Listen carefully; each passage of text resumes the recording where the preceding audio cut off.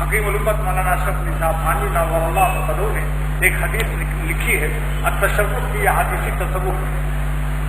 فرماتے ہیں من اتق اللہ، حدیث من اتق اللہ صار آمنا فی بلادہ، جو اللہ سے ڈر کے رہتا ہے، ہر گناہ سے بچتا ہے،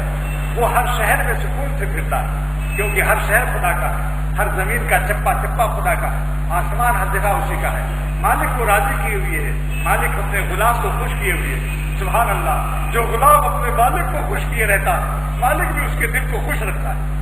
یہ ناممکن ہے کہ ہم اپنے مالک کو ناراض کر کے اور خواب دیکھیں، کس بات کا؟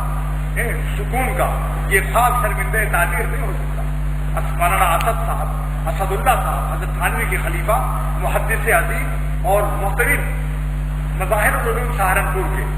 ان کا ایک شعر یاد آ گیا اچانک۔ فرماتے ہیں بعض لوگ اللہ کو ناراض کر کے حسین عورتوں کو، حسین ٹیٹیوں کو دیکھ دیکھ کر کے حرام لذت اور حرام خوشی امپورٹ کر کے سمجھتے ہیں کہ بڑا مزہ آ رہا ہے، لیکن فرمایا کہ نہیں، سکون چھن رہا ہے۔ میں نے ایسے لوگوں سے قسمیں اٹھوائی ہیں جو ملا بھی نہیں تھے، مسٹر سے کالج کی زندگی اور ڈپٹی کلکٹر کے لڑکے باتیں، اور میں نے کہا قسم اٹھاؤ جس زمانے میں تم ابو دیندار ہیں، اللہ والے، وہ میں نے ایک قطع بھی کہا تھا ان کی شان میں،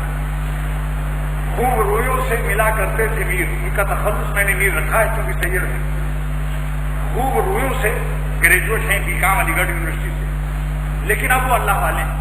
بزرگوں کی صحبت کی برکت سے اب وہ صاحب نسبت اللہ والے ہیں۔ تو میں نے شعر کہا کہ خوب رویوں سے ملا کرتے تھے میر، اب ملا کرتے ہیں اہل اللہ سے۔ ملنے کا وہ روٹ بدل گیا، پہلے سنیما اور وی سی آر اور ٹیٹیوں کے چکر میں تھے، اب ان کی گلی بدل گئی، ان کا محبوب بدل گیا، ان کی گلی بدل گئی۔ اللہ کے محبوب، جس کا محبوب خدا ہوتا ہے، وہ اللہ والوں کی گلیوں میں جاتے ہیں، وہ مسجدوں میں جاتے ہیں۔ لہذا یہ میرا پتہ، میرا ہی شعر کہ خوب رویوں سے ملا کرتے تھے میر، اب ملا کرتے ہیں اہل اللہ سے۔ مت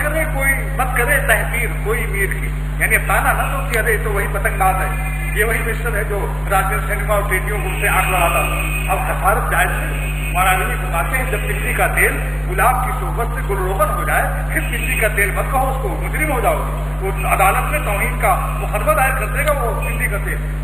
کا تیل جب گلاب کی صحبت میں گل روغن ہو جائے، روغن گل ہو جائے، بولو اس کو کوئی کہہ رہے کہ تو دلی کا تیل ہے، میں تجھے جانتا ہوں، تو کیا کہے گا؟ عدالت سے کیس دائر کرے گا کہ میں گلاب کی صحبت سے اب روغن گل ہو گیا ہوں، میرا نام بدل گیا، میرا نام بدل گیا، میرا کام بدل گیا، یہ ظالم پھر بھی مجھے تلی کا تیل کہتا ہے۔ تو مہاراج جی مانتے ہیں روغن گلجت نہ مار، تلی کا تیل اب روغن گل سے تلی کا تیل نہیں ہے، وہ گلاب کی صحبت سے روغن گل ہو گیا۔ جس گنہگار نے اپنے اخلاق کی اصلاح کرا کر اللہ کی محبت سیکھی، اللہ وعدہ ہو گیا، وہ ولی اللہ ہے، اس کو مت کہو یہ فاسق، اس کے فسق کا داغ مٹ گیا، توبہ کی برکت سے اللہ کا محبوب